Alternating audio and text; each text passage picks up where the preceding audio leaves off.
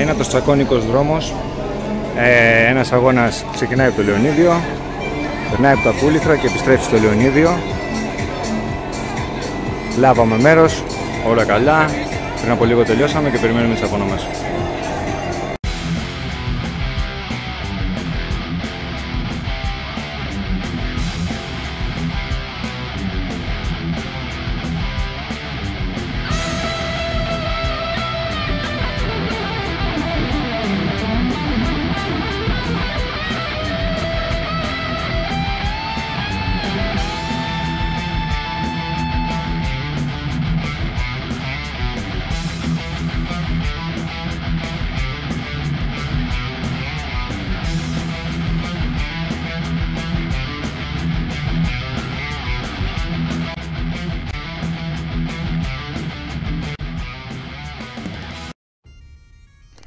Γεια σας, είμαι ο Δημήτρης.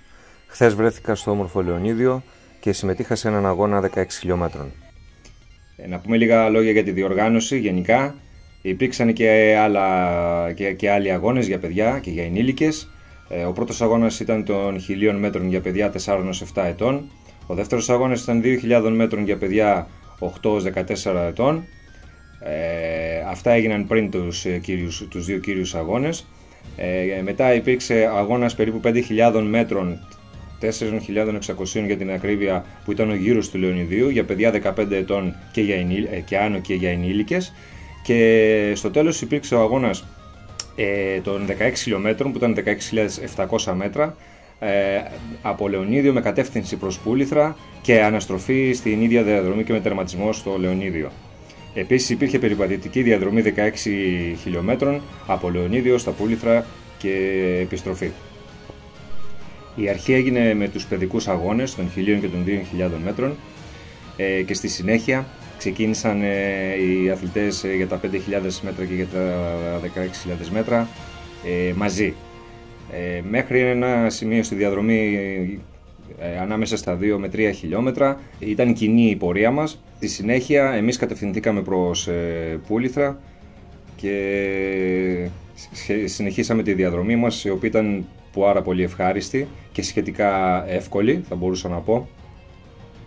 Στην αρχή ήταν η διαδρομή μέσα από τα περιβόλια του κάμπου του Λεωνιδίου και στη συνέχεια γύρω στα 6 χιλιόμετρα βρεθήκαμε παραλιακά και τρέχαμε παράλληλα με τη θάλασσα ως τα Πούληθρα και με επιστροφή πάλι στην ίδια διαδρομή προς Λεωνίδιο. Τώρα να σας πω και τις εντυπώσεις μου από τον αγώνα. Επικρατούσε αρκετή ζέστη και σχετικά υψηλή υγρασία. Εγώ είμαι αρκετά άπειρος στους αγώνες και γενικά στο τρέξιμο, είμαι καινούριος στο χώρο. Έτρεξα μόνος μου, οπότε είχα ένα μεγάλο πρόβλημα γιατί πάντα τρέχω με το φίλο μου τον Γιώργο στους αγώνες. Οπότε έπρεπε να διαχειριστώ όλη την κατάσταση μόνος μου, το οποίο δεν ήταν εύκολο για μένα. Αποτέλεσμα, ξεκίνησα να τρέχω γρήγορα, γιατί παρασύρθηκα από τους υπόλοιπους. Τα πόδια μου βάριναν σχετικά γρήγορα, οπότε σε όλη τη διαδρομή είχα το άγχος αν θα τα καταφέρω.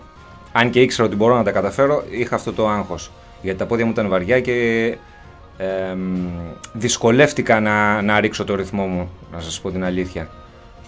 Ακόμα και όταν έριξα το ρυθμό μου, οι παλμοί έμεναν σε πιο υψηλά επίπεδα από αυτά που θα ήθελα. Εδώ να σας πω ότι τρέχω με βάση τους παλμούς. Βέβαια στους αγώνες αλλάζει αυτό σχετικά, δεν τρέχω όπως στις προπονήσεις. Τρέχω με λίγο πιο υψηλούς παλμούς. Η διαδρομή, όπως είπαμε, ήταν πάρα πολύ όμορφη. Υπήρχαν πάρα πολλοί σταθμοί εφοδιασμού με νεράκια, με ισοτονικά. Νομίζω ότι είδα και σε κάποιο σταθμό μπανάνες, κοκακόλα και διάφορα άλλα. Το κλίμα μεταξύ των αθλούμενων εννοείται ότι ήταν άριστο.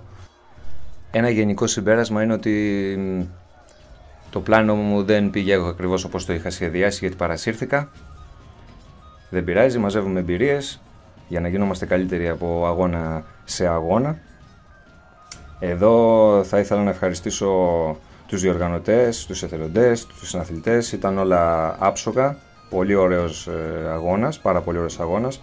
Και επίσης θέλω να ευχαριστήσω το φίλο μας, τον Χρήστο και τη Μαρία, οι οποίοι μου έδωσαν πάρα πολλές συμβουλές. Με περίμεναν και στο τέλος με συνόδευσαν να τερματίσω, γιατί είχα κουραστεί αρκετά. Τους ευχαριστώ πάρα πολύ. Να πω ότι ο Χρήστος πήρε τη δεύτερη θέση στην ηλικιακή του κατηγορία και η Μαρία την πρώτη, και τους εύχομαι τα καλύτερα. Επίσης, αρνητική εντύπωση μου έκανε ότι στην ηλικιακή κατηγορία 30 με 39, που είναι πολύ σημαντική, δεν υπήρξε κανένας αθλητής. Θέλω να σας πω ακόμα ότι δυστυχώς σε αυτόν τον αγώνα, επειδή έλειπε ο Γιώργος, ο οποίος είχε και τον απαραίτητο εξοπλισμό, δεν κατάφερα να τραβήξω βίντεο στον αγώνα, ήταν πάρα πολύ δύσκολο με το κινητό. Ελπίζω στους επόμενους αγώνες, τα επόμενα μας βίντεο να είναι σωστά. Θέλω να ευχαριστήσω όλους όσους μας ακούτε. Μέχρι τον επόμενο αγώνα, μέχρι την επόμενη προπόνηση, μέχρι το επόμενο βίντεό μας.